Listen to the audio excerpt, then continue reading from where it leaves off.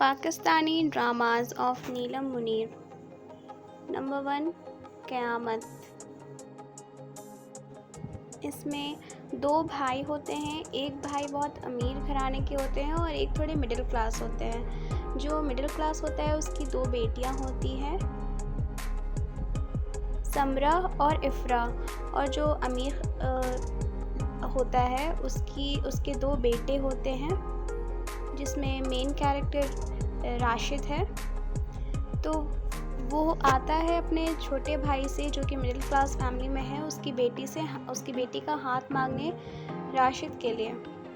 वो लोग बिना कुछ सोचे समरा से बिना कुछ पूछे हाँ कर देते हैं।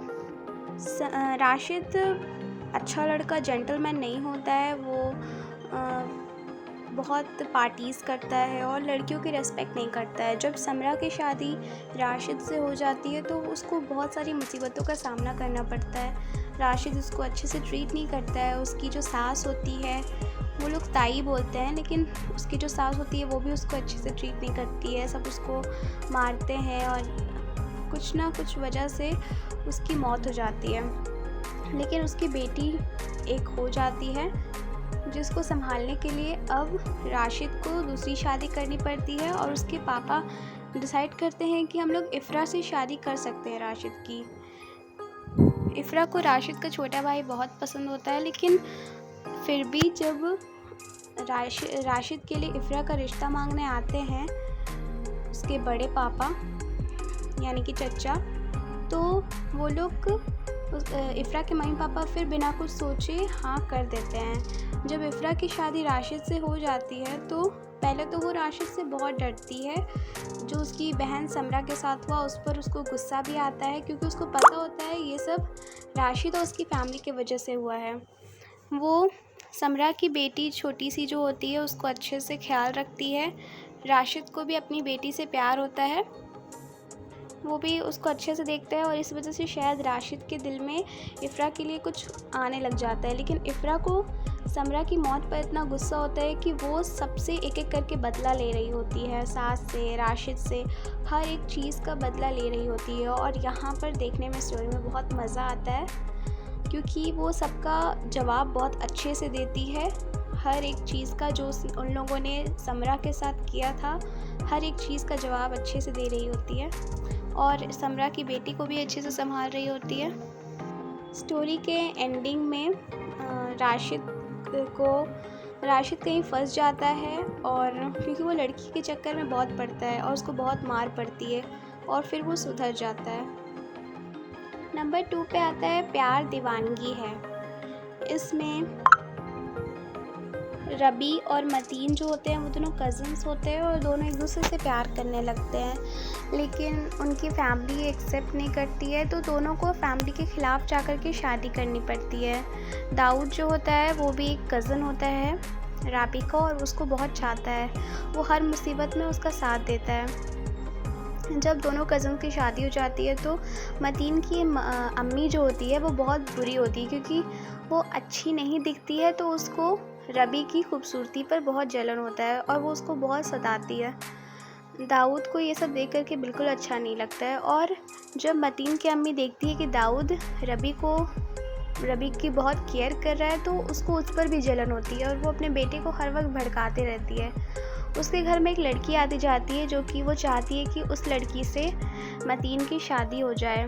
वो बहुत सारे ड्रामा खड़ा करती है और एक बहुत बड़ा ड्रामा ये होता है कि वो रबी को एक बाबा के पास लेके जाती है और कुछ करवा के उसको ये समझा देती है कि अब उसको बच्चा नहीं हो सकता, जिस वजह से मतीन को वो लोग बोलते हैं कि दूसरी शादी कर लो। लेकिन रबी पर इसका बहुत इफ़ेक्ट पड़ता है और वो इन सब से बहुत नाराज़ जाती है। वो मतीन को बोलती है कि तुम दूसरी शादी मत करना और बहुत रोने लग जाती है। उसके साथ इतनी सारी बुराइयां हो रही होती है, उसकी सास इतना तकलीफ़ उसको दे रही होती है, उसकी ज़िंदगी एकदम जहन्नम जैसी लगने लग जाती है। उसकी सास रबी को अपनी अम्मी लोग से भी दूर रखने की कोशिश करती है। ये स्टोरी बहुत ज़्यादा इमोशनल स्टोरी है। रबी के जो ससुर जी होते हैं वो थोड़े से सही दिल के होते हैं और वो रबी को थोड़ा सा मानते भी हैं। लास्ट में रबी और मतीन की लड़ाई होती है और शायद मतीन शायद दूसरी शादी करने लग जाता है। रबी के हाथ से गोली चल जाती है और मतीन को लग जाती है और फिर रबी को जेल हो जाती है। तीसरे नंबर पर है दिल नवाज़। इसमें एक जिन होती है नीलम मुनीर, जिसका नाम होता है दिल नवाज़। उसके घर में कोई भी आता है तो वो अपने जादू से उसको परेशान करके उन लोगों को घर से भगा देती है। जो मेन लीड होता है उसका नाम होता है फवद। उसके पापा एक बहुत पुरानी हवेली ख़रीदते हैं जिसमें जो दिल नवाज़ का है, और उस घर में फवद आता है। तो दिल नवाज़ देखती है तो वो सोचती है कि मैं इसको भी भगा दूँगी, लेकिन दिल नवाज़ को फवद से प्यार हो जाता है और फवद को वो कंट्रोल करने लग जाती है और उससे शादी करना चाहती है। इसमें एक बूढ़ी औरत होती है जो कि जादू से दिल नवाज़ को अपने कंट्रोल में रखती है और उससे सारे काम करवाती है अपने। जब उस औरत को पता चलता है कि दिल नवाज़ को फवद से प्यार हो गया है तो वो दिल नवाज़ को पकड़ लेती है और सज़ा देती है, लेकिन फवद उसको छुड़ा लेता है कैसे भी करके। उसके प्यार में फवद पागल हो रहा होता है और उसकी फैमिली को ये सब देखकर अच्छा नहीं लग रहा होता है। फवद को हॉस्पिटल तक ले जाया जाता है और दिल नवाज़ लास्ट में उसको भी समझ आ जाता है कि उसके वजह से ही फवद का दिमाग ठीक नहीं हो रहा है, तो वो लास्ट में फवद को अलविदा कह देती है और चली जाती है। लेकिन इस स्टोरी में बहुत मज़ा आता है क्योंकि ये हॉरर मूवी के जैसा है, हॉरर स्टोरी है और इसमें लव भी, रोमांटिक सब चीज़ दिखाया जाता है। ये बहुत अमेजिंग स्टोरी है। दिल नवाज़ फवद को साहिब करके बुलाती है इसमें। जब दिल नवाज़ फवद को अलविदा कह रही होती है लास्ट सीन में, तो वो बहुत इमोशनल लगता है।